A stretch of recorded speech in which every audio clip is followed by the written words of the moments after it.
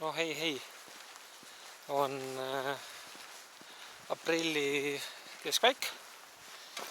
Vaatame, palju meil täpsemalt on, täna on mitmes 17. aprill ja mõnus kevadine ilm on ja tulin siis orienteeruma ja mis ma siis teen, on see, et ma võtsin eelmise aasta nägemata Eesti orienteerumise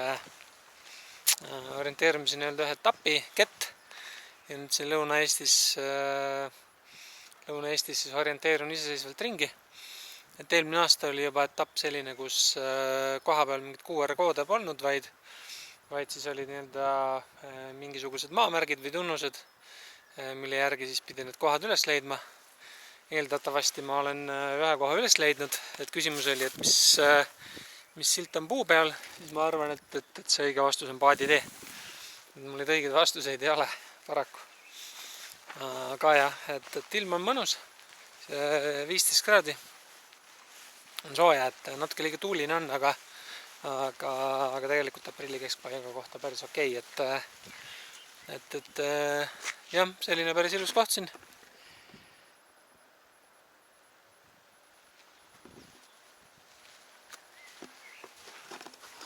Täitsa mõnus, et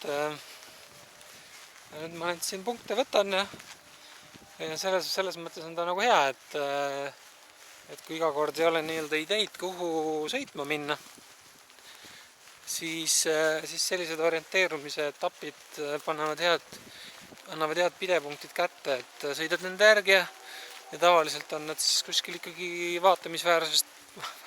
vaatamisväärsetes kohtades, et see koht siin samaski on väga kena ja sõit siia oli mõnus ja nüüd lähme siis, võtsime üles järgmise etapi või järgmise punkti.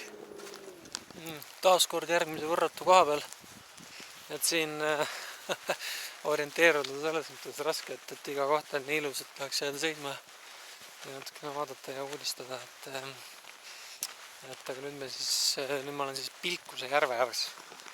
Et no vaadake ise, fantastiline.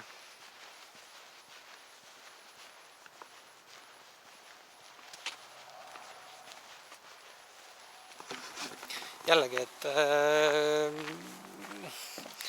mul on kevadel meeldib isegi sõitmas, nii-öelda trippimas rohkem käia kui sügisel või kui suvel ja põhjus on lihtne, et ilm on mõnus, kui on niisugune ilus ilm, päikseline ja sul ei ole sääski, sul ei ole liiga palav, saad olla sõiduvarustuses, sa ei pea seda vahepeal ära kiskuma sellest, kui sa jõuad kuhugi kohale, et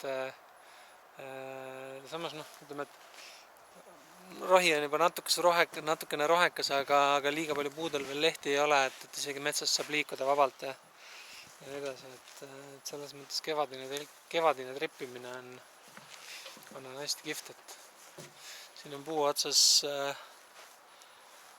köied, millega siia vette lasta, et see koht läheb kindlasti mul nii-öelda nimekirja, kuhu siis potentsiaalselt võiks kunagi telkima tulla, et päris tihti nende telkimiskohtadega ka üks häda, et kui siin suvel käia Lõuna-Eestis ja otsida siis kohti, kus telkida, siis esiteks kaardi pealt vaatad, sa ei oska, sa ei tea, mis koha peal toimub, aga jah, see on siin väga potentsiaalne, et siin isegi mingi selline hütikene,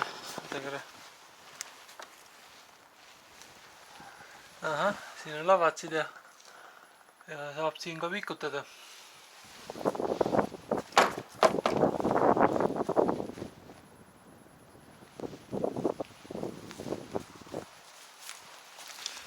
No vot, ega siis pole muud kui järgmise koha juurde. Alrighty. Taaskord uues kohas. Väikse lõiku. Kooraste järve ääres olen siis, et RMK platsiga tegemist ja taaskord võrreldult võrratult ilus koht, et läheb kindlasti mu listi, kus siis edaspidi potentsiaalselt telkida võiks. Aga orienteerimine läheb hästi, et orienteerimise ajal mõtlesin ise sellele, et kui siin nüüd päris orienteerimise võistlusel olla,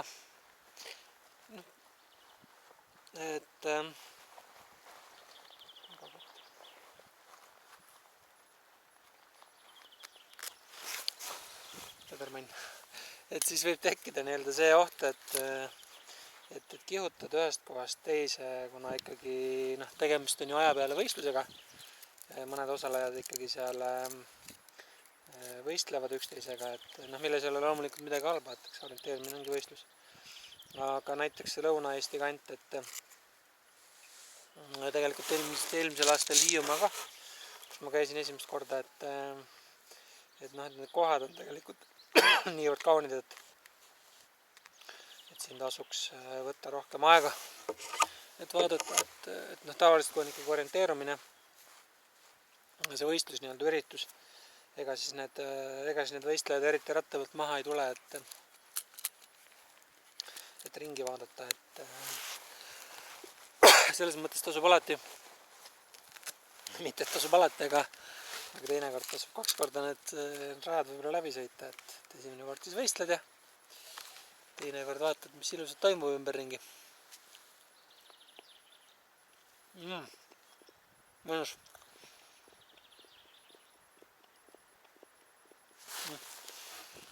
Näitan korda neighborhoodiga, ei tea, vastu päikest vist ei jää midagi.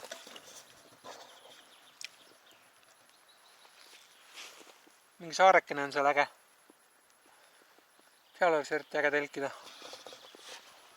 Ratas on sul üleval mul ja mõnus.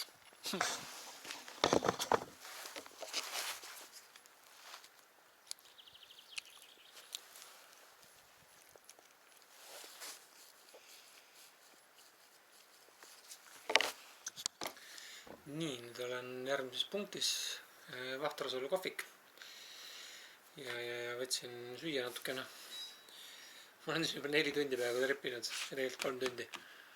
Et punkte olen ära võtnud, ma arvan, mingi 10 kond, et selga kokku kangeks jääma, pole ma sõitnud. Et näitan korraks, kuidas orienteerun. Et mul on selline süsteem, et navis on Osmani kaart, kus on punktid sees, lipukesed sinna. Ja siis Excelist vaatab, mis selle koha nimi on, et kui on lipukesest läbi, siis kustutan lipukese ära. Ehk siin on näha, kui palju veel sõita on, et siit äärest hakkasin tulema ja siit alt lähen ära ja ööseks lähen Valka sõbra juurde ja siis homme võtan selle ääre ära.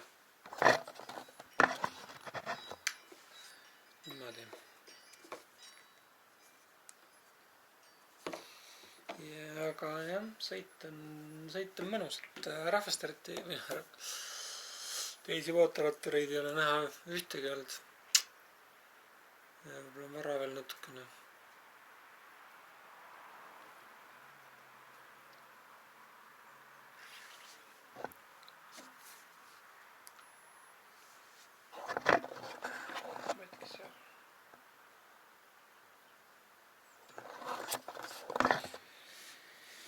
Yes.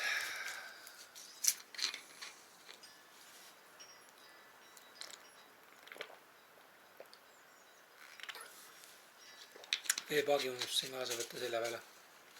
Pole joonud päev otsa. Peab jooma.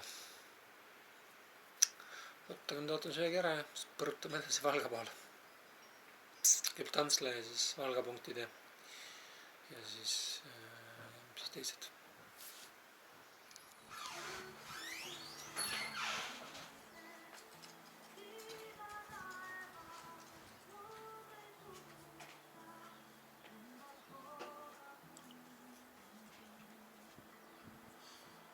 Nii, nüüd on teine päev mul orienteerumist.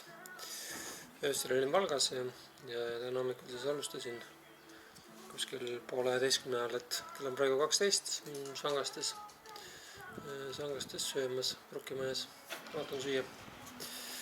Ja no ei lähe see punktide võtmine mul kõige ladusamalt, et omajagu on vaja teha, et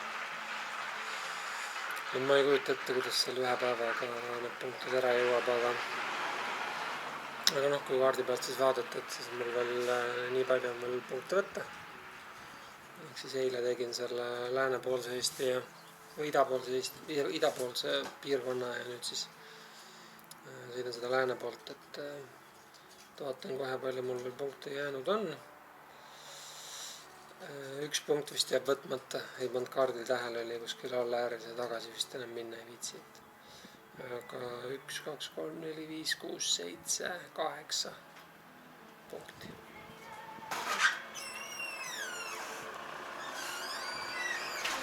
Aitäh!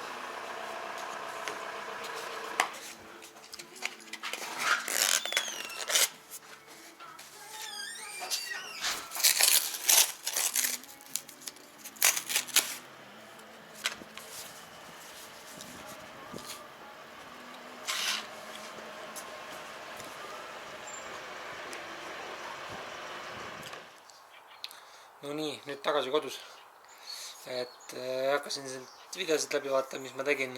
See viimane söögivideo lõppes kuidagi äkitselt ära poole mõtte pealt, et võib-olla siis keegi tuli segamana ja ei julgenud enam filmida. Aga nüüd ma olen igatahes kodus tagasi ja mõtlesin, et võtan kokku ka selle iseseisva orienteerumise, et punkte jäi mul tegelikult võtmata järgmiseks korraks veel omajagu, 5 punkti. Sellised siis jäid võtmata, et kuidagi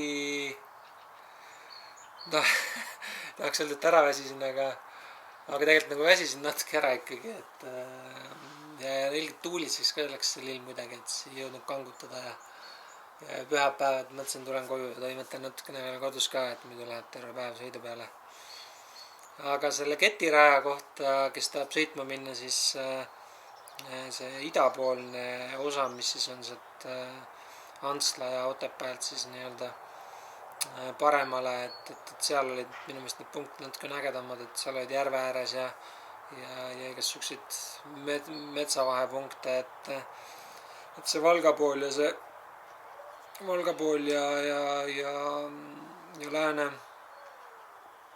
ja lääne pool sellest etapist olid siuksed rohkem ütleme nii-öelda bussipeatused ja muud sarnased.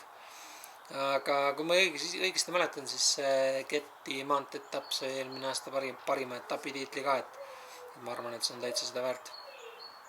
Ja kusjuures mina sõitsin päris palju kruusateed muidugi, et kui see ikkagi päris maanteetapp oleks, siis ma arvan, et kondlitega vennad muidugi siis sõitsid kuidagi ringi, et mul Osmond oli järelikult seadistatud nii, et ta eelistaks kruusateid, et ma arvan, et ma ei ole oma selle uue kessuga, mis ma eelmine aasta ostsin, nii palju veel kruusateid sõitnud, kui ma siin nüüd 2 päeva jooksul sõitsin, aga üldiselt need kruusateid seal Lõuna-Eestis on päris heas korras, et õnneks liiga paksult seda lahtist kruusa ei ole ja päris palju on niisugused heas korras, et täitsa mõnus oli seal tiirtuda.